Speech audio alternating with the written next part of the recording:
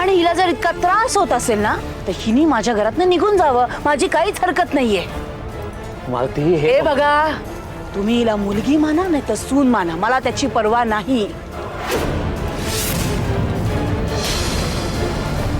पण माझ्या लेकाला त्रास देणारीला मी माझ्या डोळ्यासमोर सहनही करणार नाही. आणि हिला तर मी अगदी चांगलं ओळखलंय आणि आता मी सगळ्यांना दाखवते ही कोण येते. इंदिरा, जा पाटी घेऊन ये. मालती इंदिरा, पाटी घेऊन ये. मालती काय चाललंय तुमचं? आता कोणीही एक शब्दही मध्ये बोलायचा नाही.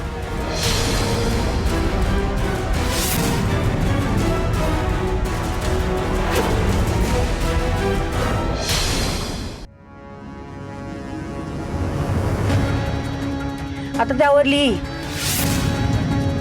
औदसा. औदसा.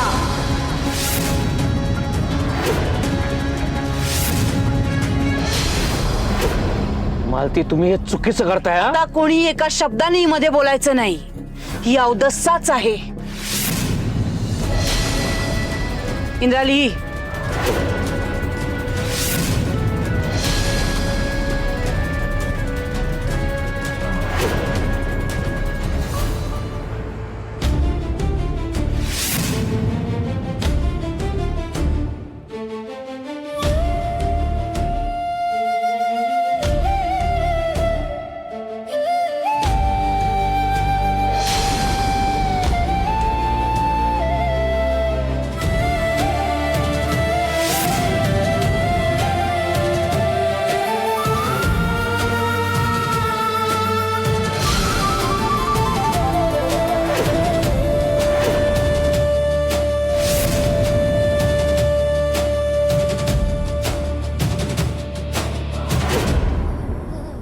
हे घे.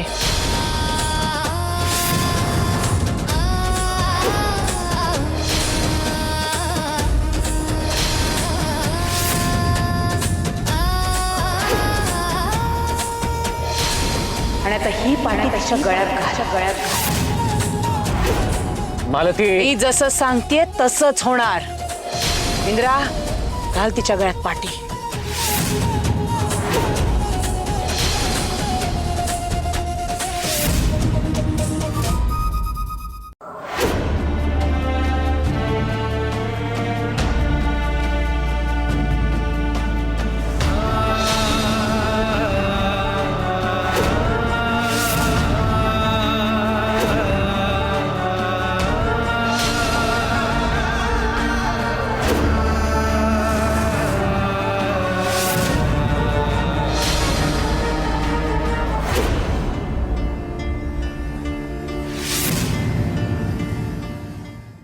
कळलं सगळ्यांना ही कोण आहे?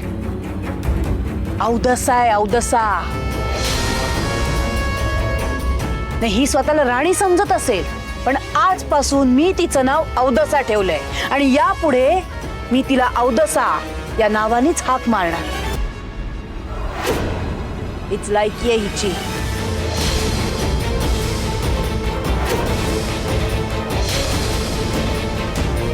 आणि अजून एक, जोपर्यंत मी सांगत नाही तोपर्यंत ही पाटी गळ्यातून काढायची नाहीस, नाहीतर माझ्या इतकं वाईट कोणीही नसेल. मालती तुम्हाला हे शोभतं का? हे संस्कार आहेत आपले. ही जे वागते ते बरोबर वाटतंय तुम्हाला? आणि माझं ठरलंय, ही औदसा मला या घरात नकोय. आणि ही जर या घरात राहिली तर मी तिला औदसा या नावानेच हाक मारेन. आणि हिला जर या घरात राहायचं असेल तर हिच्या गळ्यातली पाटी हिला काढता येणार नाही.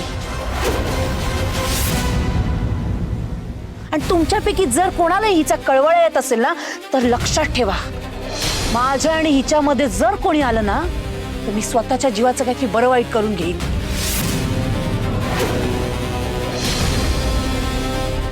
पण हिला माफ करणार नाही.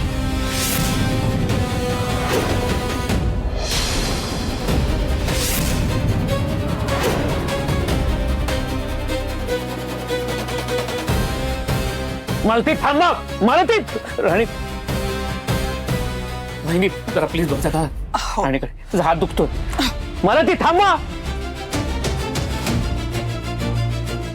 भाऊजी, तुमच्या डोळ्यात पाणी. त्याने कचरा गेला असेल बहुतेक.